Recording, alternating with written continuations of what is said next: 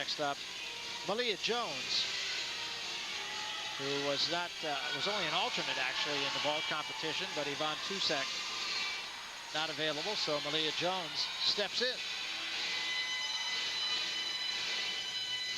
And she has the experience to do just that. She has been such an integral part of the UCLA success. She's been part of the team the last 2 years, won national championships. Plays a critical role on the balance beam. She missed the first 3 meets of this season, was injured in the warm-ups of the season opener. Is now back in the lineup fully. And ready to perform when called upon. A piked front. Malia Jones on vault for UCLA. Not seeing the stuck landings that I'm used to seeing. Took that little hop forward. Here's another look. As you can see, you need a lot of speed and power and perfect timing and positioning on the horse so that you can convert all that forward speed into upward momentum. The judges are really looking for good amplitude, height off the horse, and of course the all-important landing. All of these vaults are rated in terms of their level of difficulty, so not all the vaults are worth a 10.0.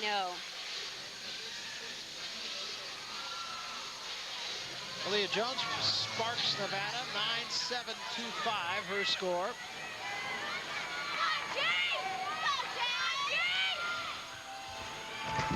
This is Jeanette Antolin,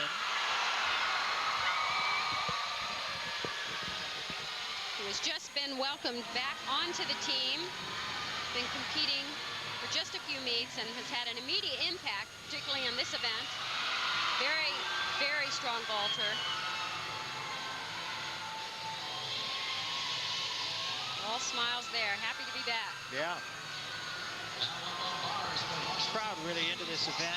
Very supportive. A lot of UCLA people here. Needless to say, a lot of Stanford people. Also a nice big section from Corvallis, from Oregon State, on hand here today. So we await the score now for Jeanette Antolin. One thing Val Condos Field, their coach, said to me is this team just really knows what they need to do, and they just get it done. Kristin Parker now.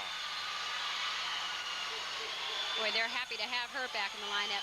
Had a few weird injuries, hit her head on the bar during a dismount, and then sprained her ankle the following week. So she's been out of the lineup. A little low on that landing, which is surprising. She usually lands way higher on that pike front half.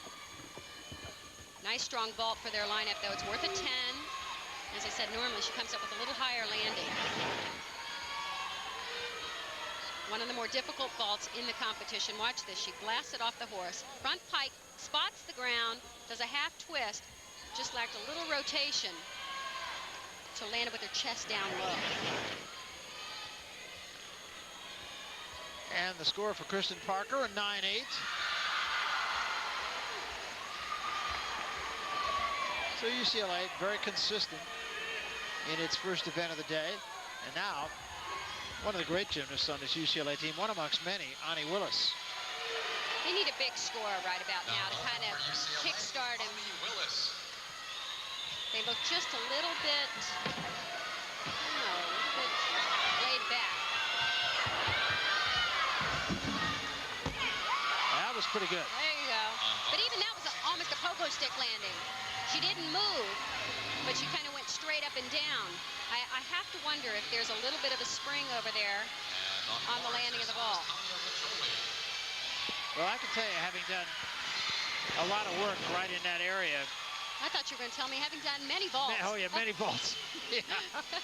No, but I've done. That's right about where we sit for basketball, right. And I can tell you, there's a lot of bounce on the floor right there. When we were doing our stand-up at the opening of the show, we were just bouncing as people were walking by. Right. Not even tumbling, walking by. Nice height, very powerful vaulter. You see how she kept her toes on the ground, though, so it's really a good landing. 9.95 the score for Onnie Willis. What do you think? A little generous? Not compared to the last. Oh, 9.95? They made a pretty big jump. Yeah. They did make a pretty big jump. I'll say. So UCLA through its vault competition. That was the first rotation for UCLA. When we come back, rotation number 3. Don't go away. We're coming back. We welcome you back to Maples Pavilion. We have completed 2 rotations, but we're going to take you back on tape just a couple of moments ago in the second rotation. Oregon State, our first look at them today on the floor exercise. And this is Annie Campbell. They have very good scores leading up to Annie.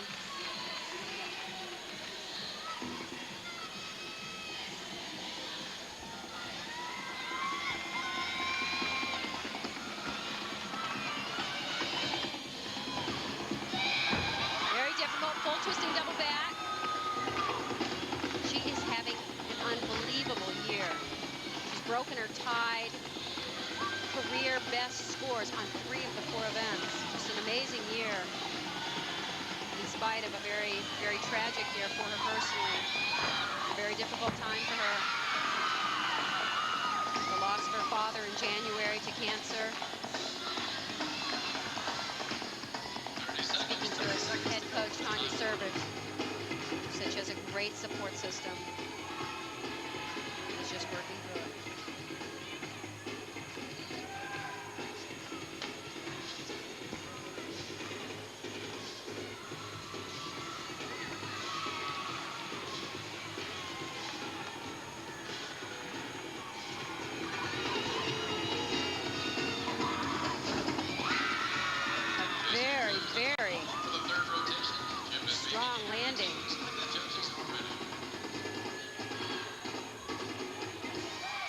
You attack the landings, every single landing in that floor exercise routine. That was just a moment ago. Annie Campbell, a 9.925, very fine score in her first event of the day. Go back a couple of moments ago on bars, Emily Pritchard of the University of Washington. They have had thus far a very good rotation here on bars.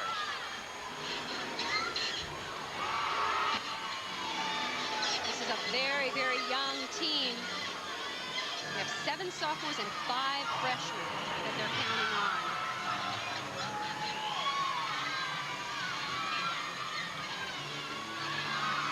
Emily's a sophomore. Very nice form, good toe point.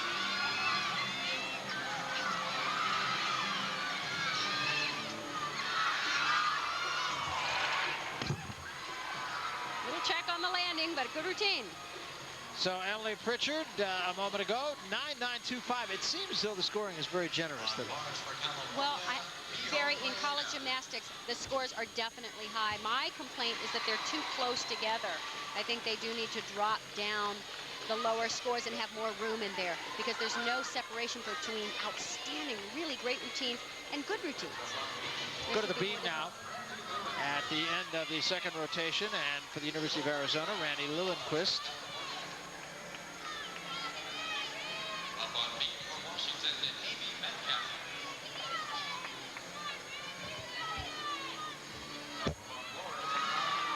Very pretty style.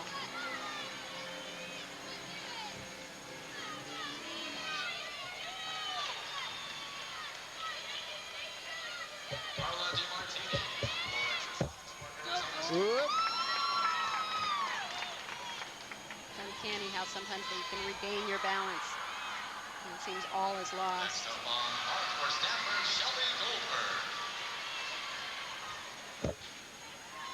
Little balance breaks you see are anywhere from a 1/2 tenth of a point deduction for the really minor ones, all the way up to 4/10 of a point if they bend over at the waist.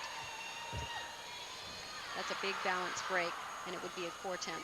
Most of these that we've seen are between 1/10 and 2 to 2.5 tenths.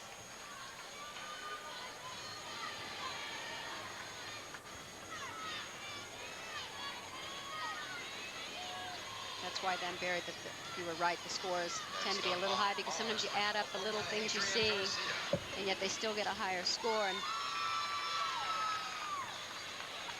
very good routine, just those 2 balance errors.